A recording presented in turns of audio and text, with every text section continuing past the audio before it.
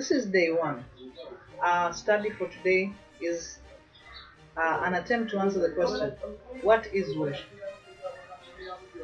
There's an activity question here. It says, in your own words, write down a brief definition, 2 sentences at most, of what you understand worship to be. Now what you can do if you're watching this is to get your journal or your notebook and just write a definition. 2 sentences at most. Sentences, I say sentence. And say, worship is. Then write down what you think. Okay? Great. According to the Merriam-Webster online dictionary, worship is worthiness, respect, reverence, paid to a divine being. Before the 12th century, the word worship was used by the British to refer to a person of importance or as a title for various government officials such as magistrates or mayors. Indeed, in Kenya, at least as recently as 2012, we had mayors, and our mayors were referred to as His Worship the Mayor. Why? This is a title of respect that is given to someone. Another dictionary definition of worship is reverence offered a divine being or supernatural power. Another one is an act of expressing such reverence. The third one would be a form of religious practice with its creed and ritual that most of us can relate to. And then extravagant respect or admiration for or devotion to an object of esteem. For example, some people worship the dollar. Or because we're in Kenya, we say some people worship the Kenyan shilling. How do you know that? You see the devotion they have towards the dollar or the shilling. If an opportunity presents itself for them to follow after it, they are there. You know? So, what do we learn from this definition? We learn a few things. I'll just highlight 4. The first is this, that worship is a verb, it is not a noun. If you went to primary school in this country, that is Kenya, they simplified things. They said a verb is a doing word and a noun is a naming word. I don't think it can get simpler than that. So worship, we're saying, is a verb. It is not a noun. This means it is about your actions, not merely your speech or your talk. It really does not matter what or whom the worship is directed to. Worship always, I say that again, worship always involves some deliberate and concerted effort and action on the part of the worship. Which means then that I can't be sitting there doing nothing and saying that I'm worshipping God. Which means then that I have to participate, not subconsciously, not because I've been coerced to do so.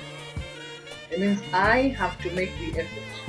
I, being the worshipper, have to make the effort to go after the object of my worship, that which I esteem, that which is precious to me.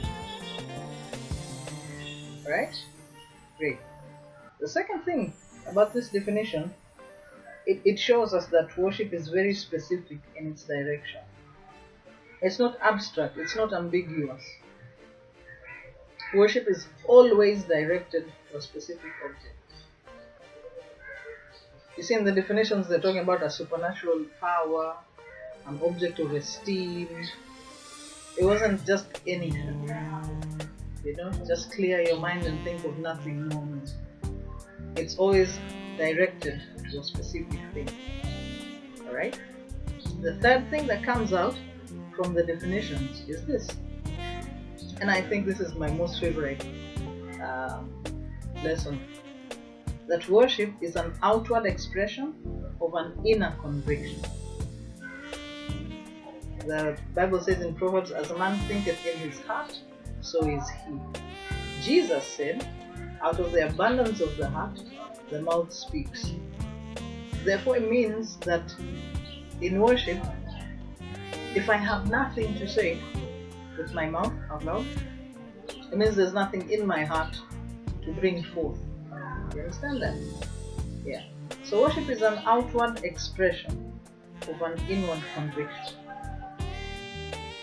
In order for one to consider something or someone worthy of respect, of reverence, I said reverence, didn't I? Reverence, admiration, extravagant devotion, and commit to relentless pursuit of that object or person, he or she most definitely must have an inner conviction, or must be convinced or persuaded within themselves that the object of their worship deserves that worship.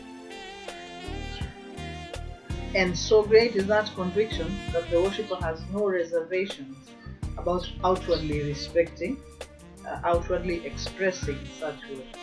You only have to think, if you're a soccer lover, of how you openly cheer and dance and jump and shout for joy when your team scores a goal to know that this is true.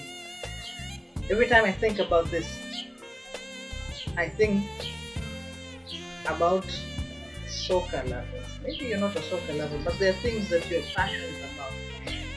Like if you love baking, you're usually taking pictures of your cakes, putting them on Facebook, putting them on Instagram. If you're a soccer lover, you're usually telling everybody that you're just about to watch the game. During the game, you're posting comments and remarks. After the game, you're actually either celebrating or dissing the team that lost to yours. This is the same thing about worship. Inside your heart, inside my heart, there are things I believe strongly. If those things are or find their root in God's word, then I am able to express them boldly, continually, without hesitation, without reservation. This is what we're saying. So therefore we're saying, even in church, when you're gathered together for church service, and there's a time in the service called worship, a true worshipper will have their heart full of God, full of God's word, will have experienced Him in their lives, will have formed strong convictions and persuasions about who God is, and so will just go ahead and express themselves. Same way you usually dance when your team is winning and you don't really care who's watching. So I'm usually asking myself, and I'm a very reserved person, why aren't you dancing?